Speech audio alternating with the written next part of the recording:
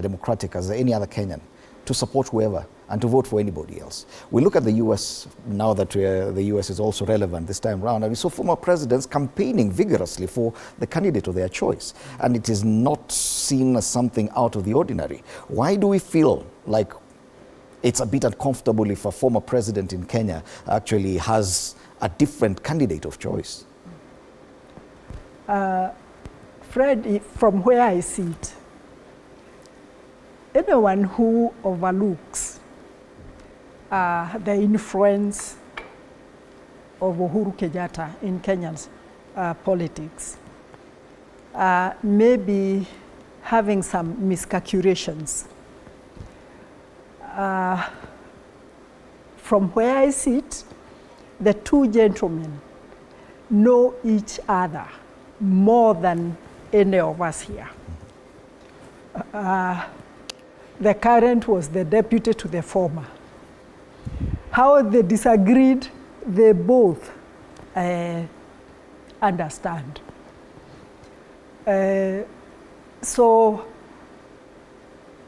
I will not make a mistake of overlooking Uhuru Kenyatta's influence in the Kenya politics. Number two, whether we like it or not, we are regional. Mount Kenya region, we have Western, and you could see the Western group talking.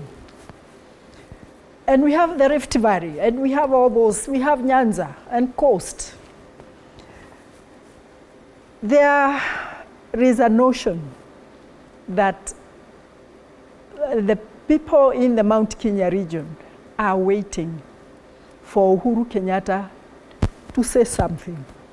It may not be as pronounced, but his word will add. And therefore, it is important that we allow them to operate at their level. But I still don't think that Uhuru Kenyatta is so careless, and I call it that with due respect, to come out in the third year of the current regime to propose his candidate for 2027. Mm-hmm. I wouldn't include Uhuru Kenyatta in the list of such fools. I'm sorry. Okay. Because he has his own interests that wouldn't allow him to be that careless. In the business world, he has a stake. Mm-hmm. In the community's interest, he has a stake. He's still a father to a generation of our children. So he has so much. And then I think he respects himself. Mm-hmm. There are leaders who probably do not have that self-worth of respecting themselves and the space that they have. Okay.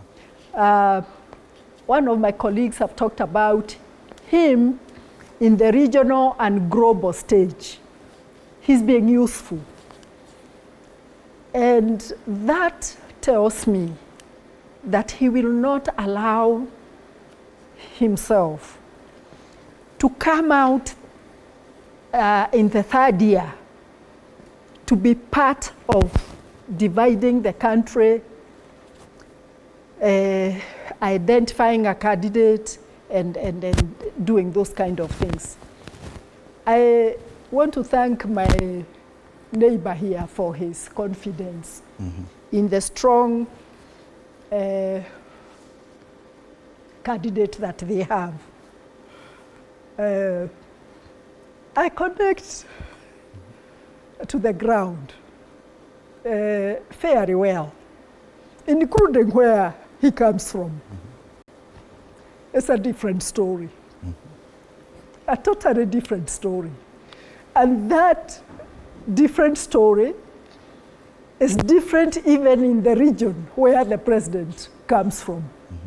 So I think it is too early to talk about the strength of any of the candidates. Okay. My last comment on this is that wisdom demands that any president in his first term does not create so many enemies if they are interested in having a second term. My simple observation from where I sit is that the current regime is stepping on too many toes. Too many. Unnecessarily. Unnecessarily. And those of them that are around him probably would tell him in passing, it's time to avoid stepping on people's toes. And it is not only politicians. He stepped on toes in the religious the sector, in professionals, everywhere. You find that many people are complaining, and it's not healthy in the first term. Okay. So I would relook on the confidence Okay. of